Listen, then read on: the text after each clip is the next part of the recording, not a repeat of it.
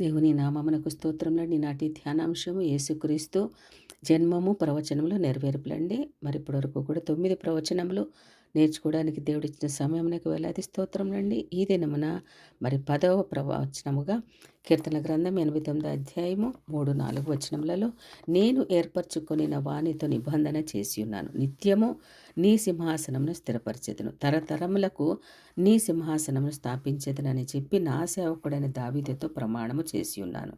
11వ ప్రవచనం అండి.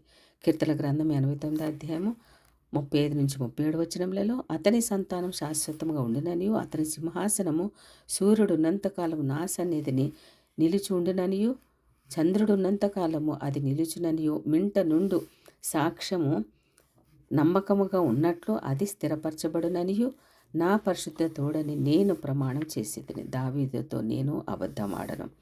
12వ ప్రవచనం అండి. దినవృత్తాంతాలు రాసిన మొదటి గ్రంథము 17వ అధ్యాయము 11-12 వచనములలో, నీ జీవిత దినములు తీరి నీ పితరుల యొద్దకు నీవు చేరున్నప్పుడు నీ కుమారుల వలన కలుగు నీ సంతతిని నేను స్థాపన చేసి అతని రాజ్యమును స్థిరపరచెదను, అతని సింహాసనమును నేను నిత్య స్థాపనగా చేసేదనని యెహోవా దావీదుతో ప్రవచించారండి, ప్రవచన రూపకముగా. తర్వాత 10, 11, 12 ప్రవచనాలలో అపోస్తల కార్యంలో 2వ అధ్యాయం 29వ వచనం ప్రకారం, సహోదరులారా, మూల పురుషుడగు దావీదును గూర్చి నేను ధారాళముగా మాట్లాడవచ్చును. 30వ వచనం అండి. అతడు ప్రవక్తే ఉండెను కనుక అతని గర్భఫలములో నుండి అతని సింహాసనం మీద ఒకడు కూర్చుండబెట్టెదను. పేతురు గారి ప్రసంగం అండి. అదేవిధంగా తిమోతిలకు రాసిన 2వ పత్రిక 2వ అధ్యాయం 8వ వచనం ప్రకారం, నా సువార్త ప్రకారం దావీదు సంతానములో పుట్టి మృతులలో నుండి లేచిన యేసుక్రీస్తును జ్ఞాపకము చేసుకొనుము అని పౌలు గారు చెప్పారండి. హెబ్రీ పత్రిక 1వ అధ్యాయం 8వ వచనం ప్రకారం, తన కుమారుని గూర్చి అయితే దేవా నీ సింహాసనం నిరంతరం నిలుచున్నది, నీ రాజదండము న్యాయార్థమైనది అని చెప్పుచున్నారండి పౌలు గారు.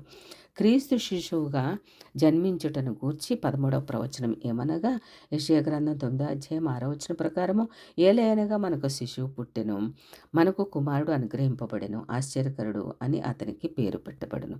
నెరవేర్పుగా లూకాసు వార్త 2వ అధ్యాయము 11-12 వచనములలో, దావీదు పట్టణమందు నేడు రక్షకుడు మీ కొరకు పుట్టి ఉన్నారు, ఈయన ప్రభు అయిన క్రీస్తు, మెస్సియా అనగా అభిషక్తుడు.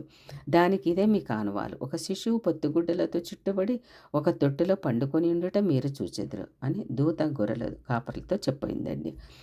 కన్యకకు జన్మించుట యేసుక్రీస్తు. 14వ ప్రవచనం అండి. యెషయా గ్రంథం 7వ అధ్యాయము 13-14 వచనములలో, దావీదు వంశస్థులారా వినుడి, మనుషులను విసిగించుట చాలదనుకొని నా దేవుని కూడా విసిగింతురా, కాబట్టి ప్రభువు తానే ఒక సూచన మీకు చూపును, ఆలకించుడు, కన్య గర్భవతి కుమారుని కని అతనికి ఇమ్మానుయేలు అని పేరు పెట్టును. నెరవేర్పుగా మత్తయి సువార్త 1వ అధ్యాయం 18-23 వచనములలో, యేసుక్రీస్తు జనన విధం ఎట్లనగా, ఆయన తల్లి అయిన మరియా యోసేపునకు ప్రదానం చేయబడిన తరువాత వారేకము కాకమునుపు ఆమె పరిశుద్ధాత్మ వల్ల గర్భముగా ఉండెను, ఆమె ఒక